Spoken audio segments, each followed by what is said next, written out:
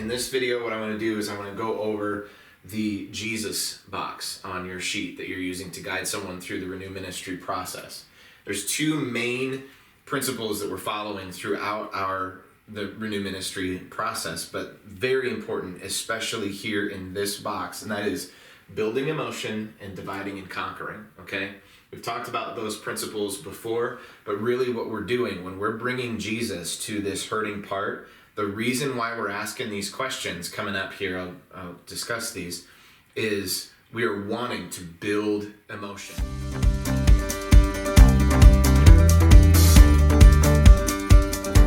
We're wanting the person who is in this hurting place to see and recognize and experience the emotion of Jesus. We want to amplify that as much as we can. We also want them to see, feel, recognize their emotion towards Jesus. We want to amplify that as well, because as we bring them together, then we ought to be able to, if these emotions are heightened and these are heightened, then the connection and the truth that is able to transfer in the next step, the truth step, is all the more powerful. The more emotion that's present, the more powerful the transition and the renewal of the mind, okay? That's why we don't just speak truth to them, because it's not emotional. We have to get them to that emotional spot so that the truth can transfer in the most powerful way that we can possibly have it happen, okay? So that's building emotion. It's why we ask, how does Jesus feel towards you? It's why we ask, how do you feel towards Jesus? It's building that.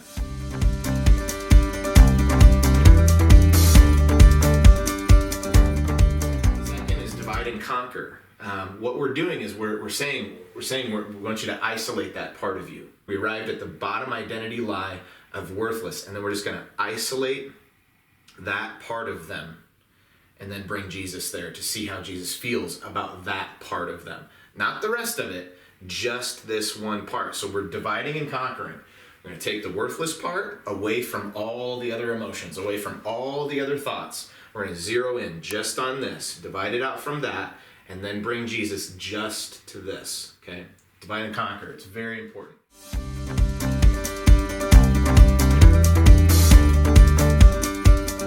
First question in the Jesus box is we say, okay, let's take that part of you that feels worthless. Let's isolate that part of you.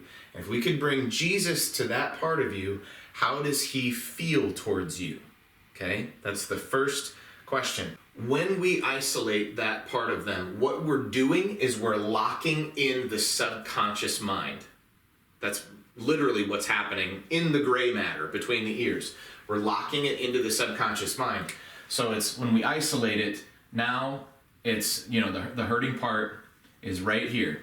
That's the hurting part, and it's isolated in the subconscious mind. Then that way, when we go get Jesus, we're leaving the subconscious mind, and we're going to the conscious mind, and we're getting the logical, truthful, biblical Jesus from the conscious mind, from the prefrontal cortex. We're leaving the subconscious mind, which is located back in the back in the amygdala, if you remember that. We're leaving the subconscious mind. We are going to the prefrontal cortex to get the Jesus that they know and believe in their conscious mind, okay? So we've isolated it, and now, since it's isolated, we can leave the subconscious mind and go get the right Jesus. If we don't isolate it, then we have a whole lot more trouble getting Jesus. If we just say, okay, how does Jesus feel towards that part of you? We're stuck in the subconscious mind where all the lies reside, right? That's how we know we're in the subconscious mind, is if lies are being stated, as you remember. So if we don't isolate it, and say, okay, let's just take that part of you. Let's isolate that part of you. Now, let's go get Jesus.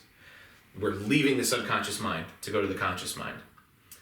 One thing that really helps with this, if you have someone that just really struggles in this particular area, is we can use rooms. And I'll talk about that in other videos, but 90% of the time, all you have to do is just say, let's isolate it. And go to the conscious mind to get the prefrontal cortex, truth-filled, biblical Jesus, okay? So that's what isolating does, is it keeps that in the subconscious mind so that we can leave that area of the brain to go get the logical Jesus, okay?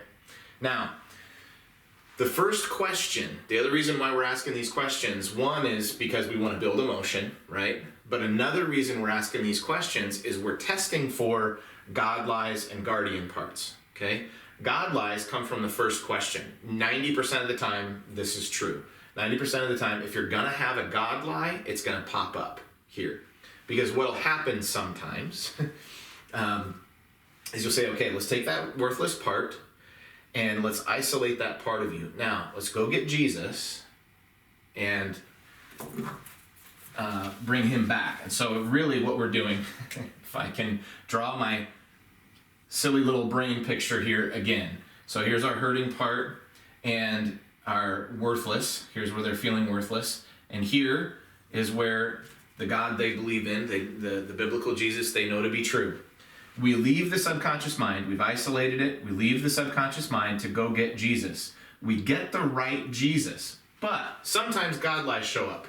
And the reason they show up is not because they believe it here. They don't. They don't believe it here.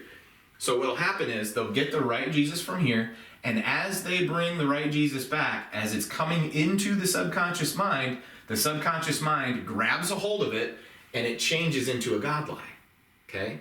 So they'll state something like, oh yeah, that Jesus believes I'm worthless too.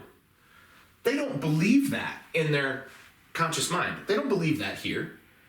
But since they're bringing it to this hurting place, it can the subconscious mind can grab a hold of it and turn it into a Jesus that is not biblical, that is not truthful, okay? And so that's what that first question does, is it tests for God lies. And we'll talk about in a following video, we'll talk about how to resolve those God lies, okay?